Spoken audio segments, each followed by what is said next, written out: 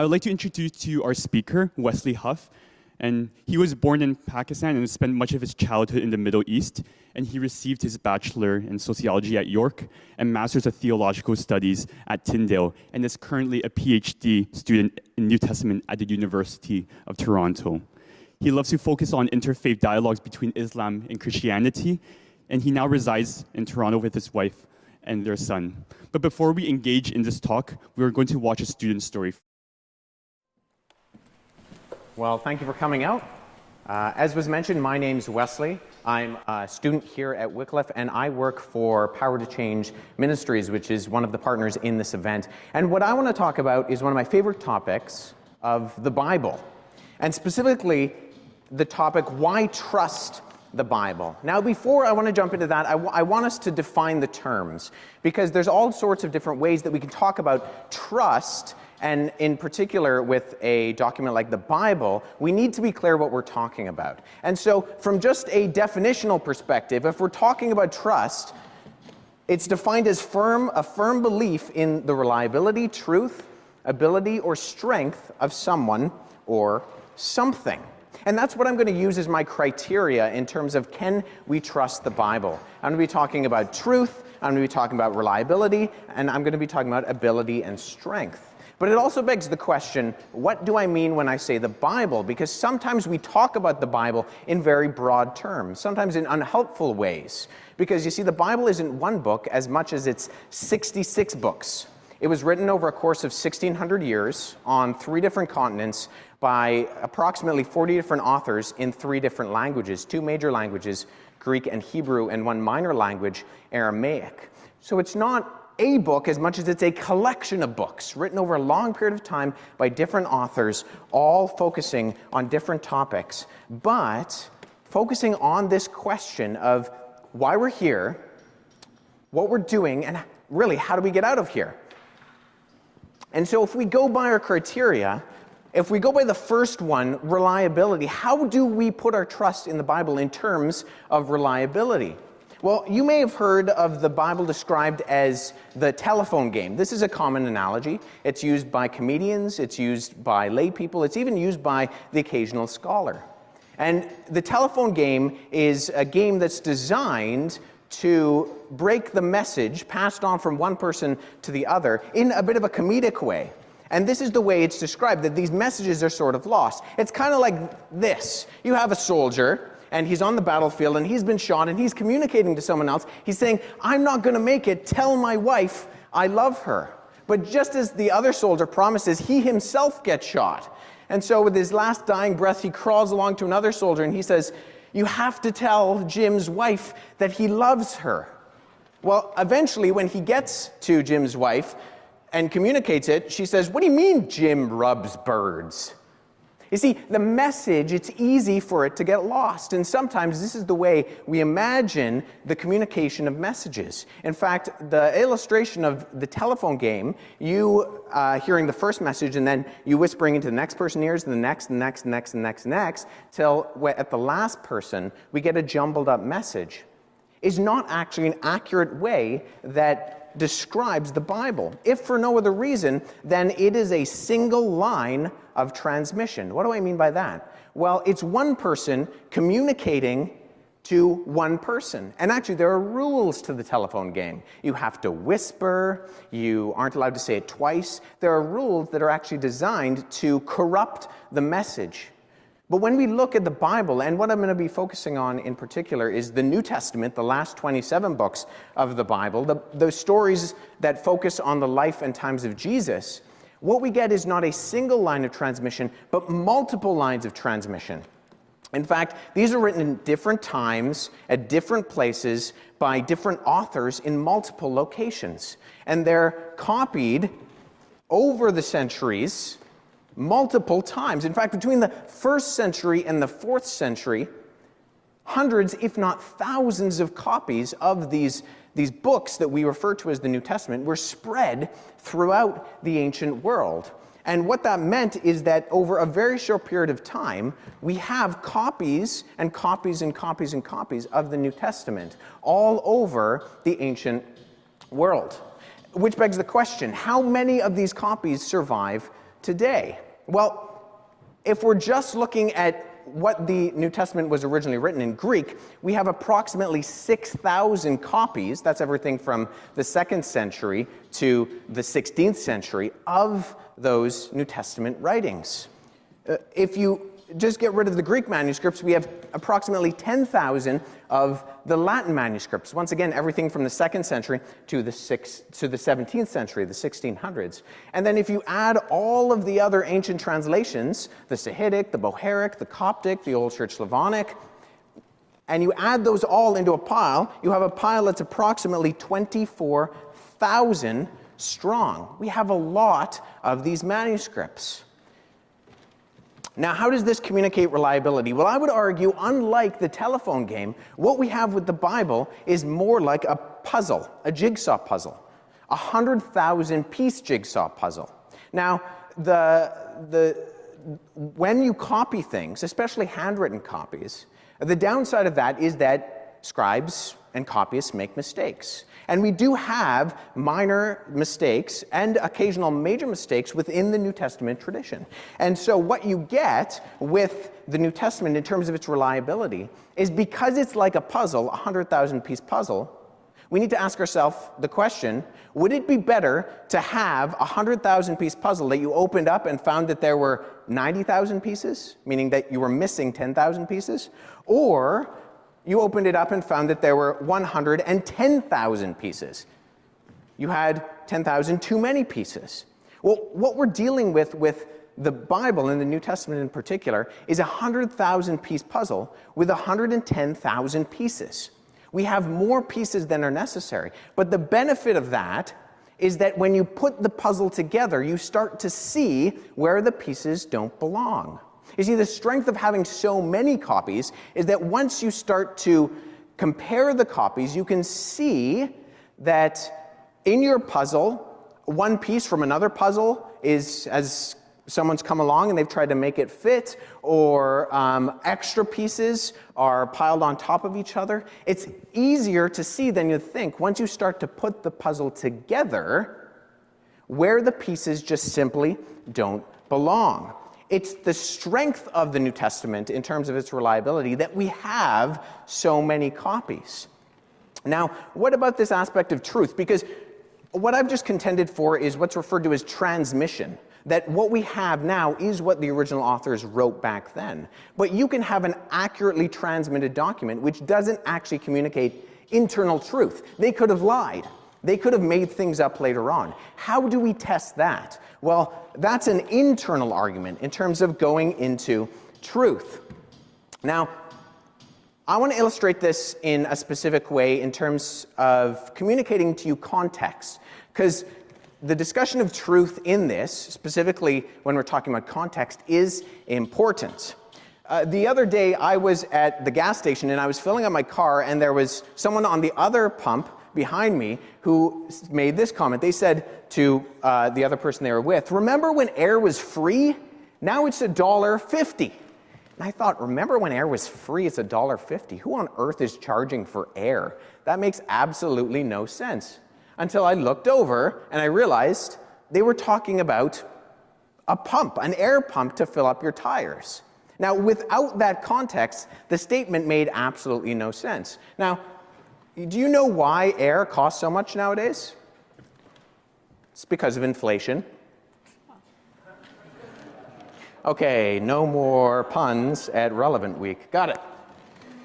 So, what I want to show you was actually a study that was done a number of years ago that looked at the most popular names in ancient Palestine within a specific time period in antiquity. And what they did is they looked at the most popular names in the New Testament, they looked at the most popular names in Josephus, they looked at the most popular names in these ossuaries, which are these Jewish bone boxes, which they would carve the name on the outside of the bone boxes, and the most popular names in the Dead Sea Scrolls. And as they looked at these, a few different scholars got the wise idea that taking these names, and specifically those from a time period closer to that of Jesus, they said, can we look at these names and pinpoint the accuracy, the trustworthiness of the New Testament as something that was written in the time frame that it claims to be written in. Because here's the thing.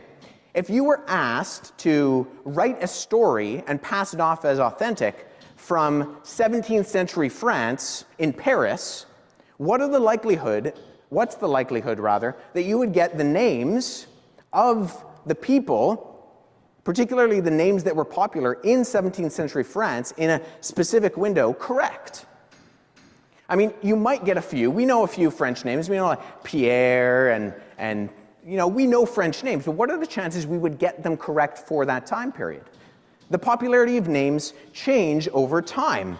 And so what they did is they looked at some of these names within a smaller window than the original study, and they looked at places like the Gospel of Matthew, that biography of Jesus' life written by Matthew, at places where names were listed.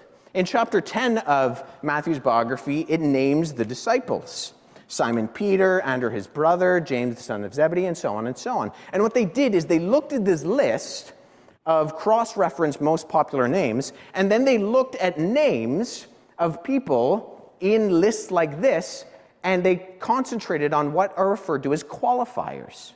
If you have a group of people and they all have the same name, you have to differentiate them, right? When I was growing up, we had lots of Sarahs and lots of Michaels. So there was tall Sarah and short Sarah. There was, Michael with the big nose.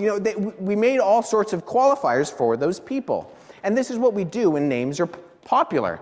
So if you look at someone like Simon, Simon is the number one most popular names in all of those cross-reference sources.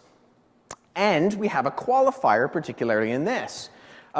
James, number 11 most popular. He's the son of Zebedee. You have a qualifier. John, the fifth most popular, who is James's brother. But then you have Philip. No qualifier, and it's number 61. Why? It's not that popular of a name within this time period. Bartholomew, another not popular name, no qualifier. You have Matthew, number 9, the tax collector. You have James, once again, number 11, the son of Alphaeus.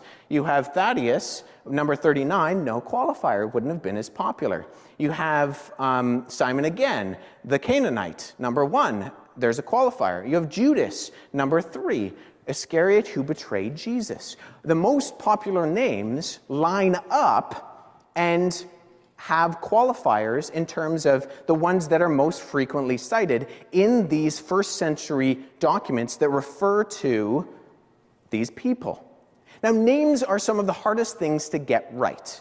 I am terrible at remembering names. Why? Because it's very hard to look at someone and have their name associated with them, because they could be named anything.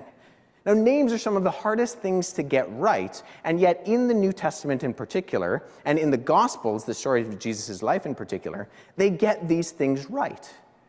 Now, if they get what are some of the hardest things right, is it that much of a stretch to say they get some of the easier things to remember right? I don't think so. I think it actually points towards truthfulness. Here's another way I want to show you. What are referred to as undesigned coincidences. These are instances when you have one or more independent historical accounts, and they interlock in such a way that would be unexpected if the story were simply fabricated wholesale. So let me give you a specific example of this. In John's Gospel of his biography of Jesus' life, you have the story of the feeding of the 5,000. And he records, he says, lifting his eyes up, talking about Jesus, then, and seeing a large crowd was coming towards him, Jesus said to Philip, "Where are we to buy bread so that these people may eat?" Now, there's an interesting question at hand here. Why does Jesus ask Philip? Because Philip is actually a rather unconsequential character in this whole story. There are more likely candidates for Jesus to ask. He could have asked Matthew, who was a tax collector, who would have been used to financial transactions. He could have asked Judas, who was labeled as the in charge of the money bag. Why does he ask Philip? Well, what we can do is we can look at other instances where the feeding of the 5,000 is told. Specifically, Luke also tells the same story. He says, on their return, the apostles told him all that they had done, and he took them and withdrew apart to a town called Bethsaida. When the crowds learned it, they followed him and welcomed them and spoke to them of the kingdom of God and cured those who were in need of healing. Well, Luke doesn't mention individuals like Philip, but what he does tell us is he tells us the where. We have the who, and Luke tells us the where. So now we have the key actors in question, and we have the location. Well, it's interesting if you go back to John, he mentions that Philip is actually from Bethsaida. So these came to Philip, who was from Bethsaida. So it begs the question, why did Jesus turn to Philip and ask where to buy bread? Well, Philip was a local. He would have known where to buy bread. So we put the pieces together. Because John and Luke tell the same story. Now, Luke doesn't mention Philip, but he does tell us the location. John, on the other hand, does mention Philip, but he doesn't mention the location. But he does tell us that Philip is from that location. So when Jesus asks, where shall we buy bread in the feeding of the 5,000, he does so because Philip is the likely candidate. But we only get those gaps filled because of undesigned coincidences. When we read the Gospels together, we find that they fill out these details, which are otherwise inconsequential, but when they tell similar stories, they actually start to confirm each other in very interesting ways. This is what scholars refer to as verisimilitude. That means the appearance of truth, likelihood, and probability. When we look at things like the frequency of names and the fact that we can trace them to a particular time period, or undesigned coincidences, we see that they have the appearance of truth, likelihood, and probability, which comes back to our definition. Ability and strength. Now, what do I mean by that?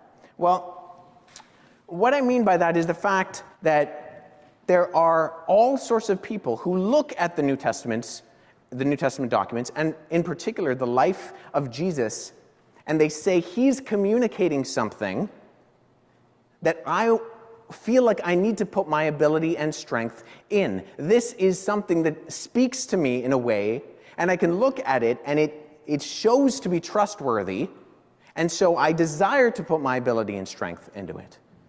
Now, the whole gospel, which is a word that you may or may not have heard, comes from a Greek word that means good news. It's used frequently in the New Testament. The gospel message, the good news of Jesus, comes down to a particular question that Jesus asked his disciples almost in the middle of Mark's biography of his life, when Jesus looks at his disciples and he says, "Who do you say that I am?" And that's the question that the Bible as a whole is pointing to. Who do we say that Jesus is? Because my biggest regret this afternoon would be that if you walked out of this room and simply believed that the New Testament was a collection of trustworthy, reliable historical documents. That would be my biggest regret. Why? Because this question, who do you say that I am, that Jesus asks, is a question that we need to ask ourselves. Who do we say Jesus is? Because here's the reality. If we look at what Jesus said, particularly about himself, he made some pretty audacious claims. He, during his lifetime, made some pretty grand claims to be God himself. And then he predicted his life. In his life, he predicted his death and resurrection, and then he did it. Which is why Andy Bannister, and relevant alum, says people who rise from the dead have more credibility than people who don't rise from the dead. You can trust the Bible. I would contend to you that in this short time, what I would like you to remember is that it is historically reliable in terms of the fact that what was written back then is what you have now. And it is trustworthy in its internal coherence, in how we evaluate trustworthiness. But we need to ask the question, who is this Jesus guy? Because that's what the Bible is really pointing to. Philosopher and theologian C.S. Lewis said, "Christianity, if false, is of no importance, and if true, is of infinite importance. The only thing it cannot be is moderately important. This is a big question. Why? Because if the Bible is trustworthy, it means something for how we treat and what we do with Jesus. So why trust the Bible? Well, I would contend to you, it's because it's reliable. It's because it's truthful. It merits that you put your strength and ability in it, but not only that, ultimately, it is relevant. Thank you.